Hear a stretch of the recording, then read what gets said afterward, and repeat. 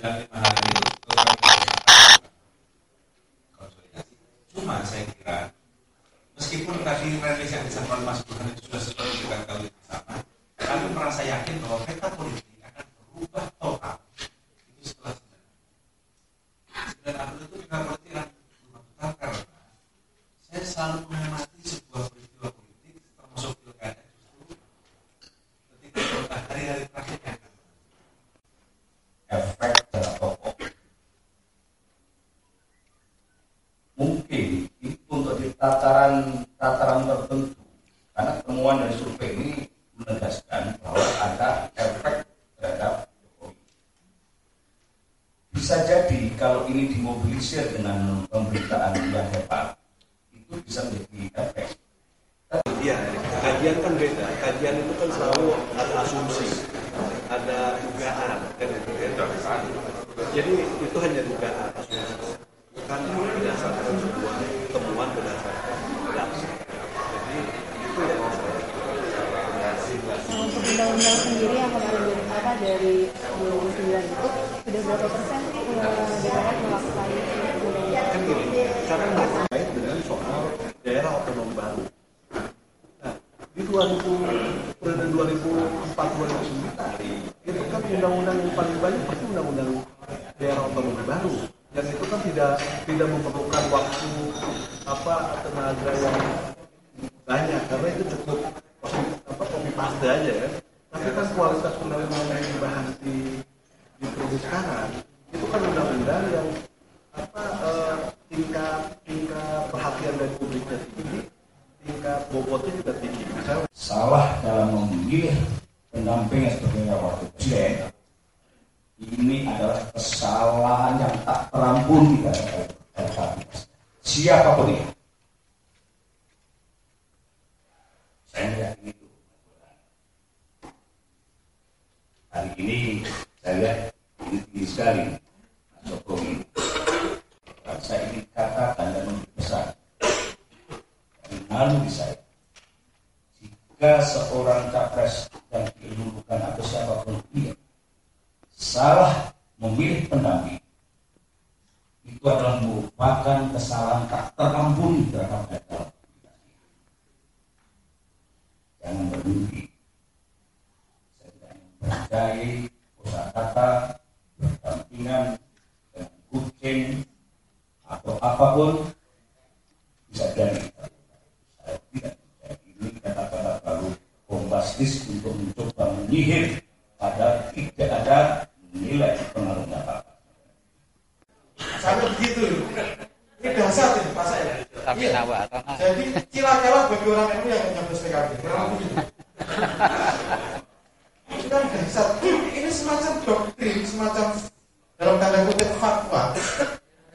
Itu luar biasa itu efeknya.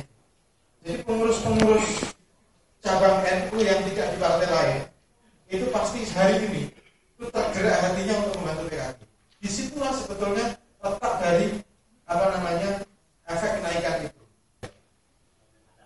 Ya, jadi doktrin nasional, meskipun PDIP itu mengaku nasionalis, meskipun Mas Priyo mengaku nasionalis, meskipun Kang Saan mengaku nasionalis, itu pada tataran berbeda dengan nasionalisme yang dibangun oleh PKB. Karena sampai pada doktrin teologis. Itu loh, Mas. Rekam jejak belakang. Karena rekam jejak partai itu sama-sama korup secara umum ya, tadi jelas datanya. Tidak ada partai yang dipersepsi positif, bersih dari korupsi. Rata-rata punya penyakit itu. Kalau itu ada yang relatif bersih, tetapi secara umum ada satu dua yang masih juga terlibat kasus. Karena susah membedakan, kemudian mereka melihatnya figur. Gitu. Kira-kira begitu jatuhnya.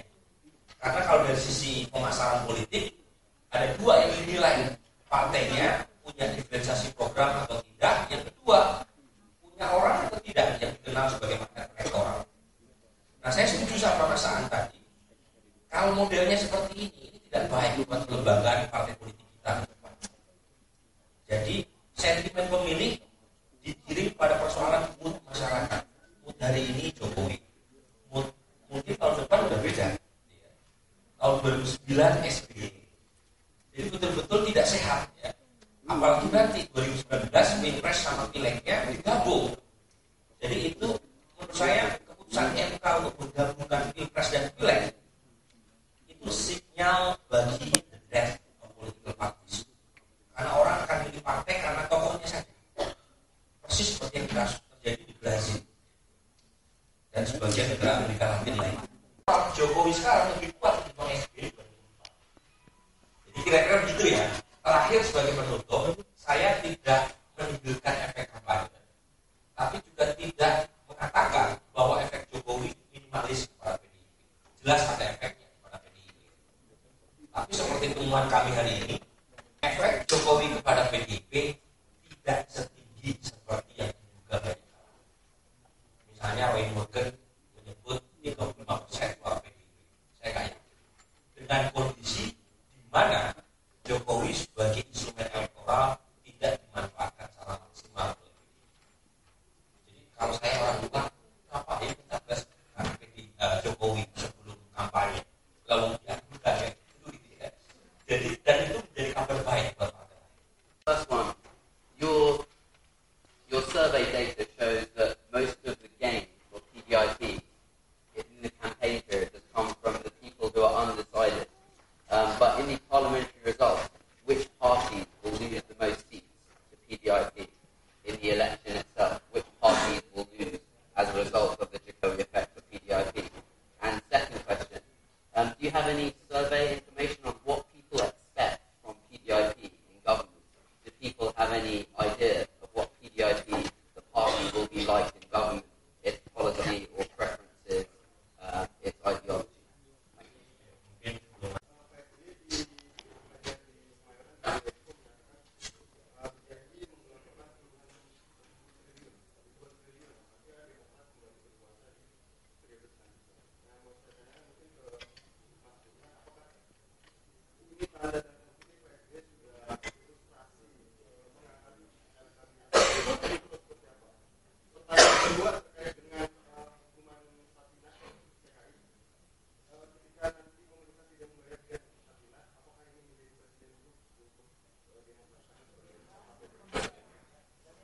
Itu saya tidak kaget. Saya ada di kami yang ada peringatan ini dan Jokowi efek menurut saya tidak terlalu. Kalau dari Gerindra sendiri punya survei sendiri nggak? Saya punya survei yang sama. Survei tanya jawab. Dan kita terus paling 15 menit selesai. Akhirnya dengan ini beda.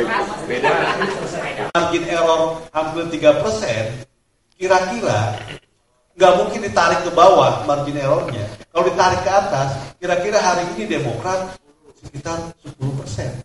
Dan itu tidak terlalu buruk di tengah opini yang begitu dasar terkait dengan negatif campaign yang dilakukan terhadap Partai Demokrat. Terutama terkait dengan partai yang dianggap partai yang paling korup. Walaupun statistik tidak mengatakan seperti itu. Itu yang yang kedua kasus Satina sudah disampaikan Pak SBY sebagai presiden itu sudah membebaskan hampir 130-an terkait dengan TKI yang mau dihukum pancung. Saya pernah sampaikan selain Satina sebenarnya ada juga yang mau dihukum pancung di Abu Dhabi. Kiki itu dari Kerawang. Dan saya tangani juga. Saya advokasi juga.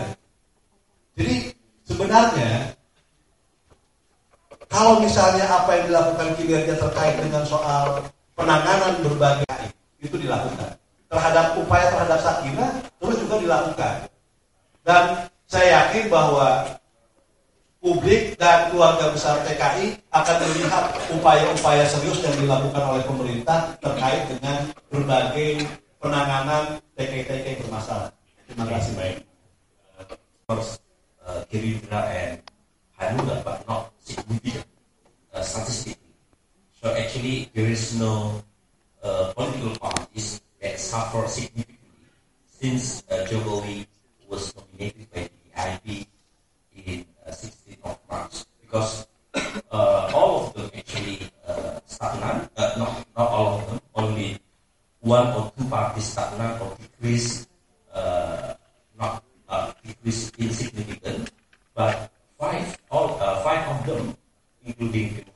Party, PKB, and then who else? PDP, United Development Party, PKS, and Nasdem increase 1 to 2%. Actually, we just providing a question for all respondents what kind of issue that they prefer to be overcome by our next government.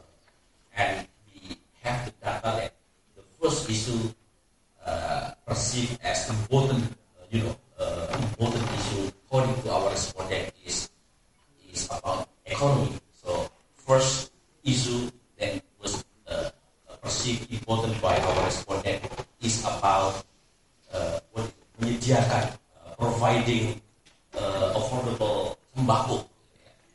Menjaga elektabilitas Partai Demokrat menjaga. Ya, saya pernah membantu. Tapi kan itu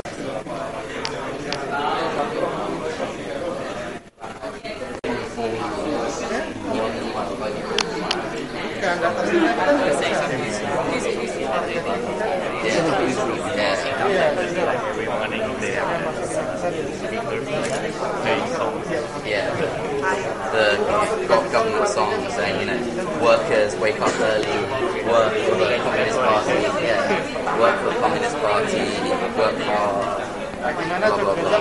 Yes, like it's hard to be a journalist because there's a lot of they all fight over each other. fuel subsidy. So they like Kita optimis jadi pemenang jadi pemenang lagi. I think they like the idea that he's strong. Majority of the parliament, so there'll be stable government.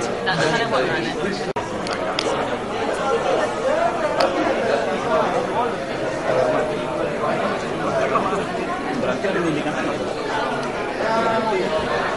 Penyuguran terhadap lembaga survei seperti Cambridge.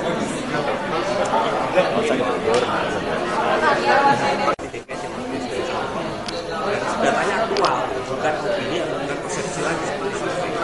Jadi harusnya seperti kejadian 2004 terjadi semacam ijtima atau konsensus di kalangan ahli PK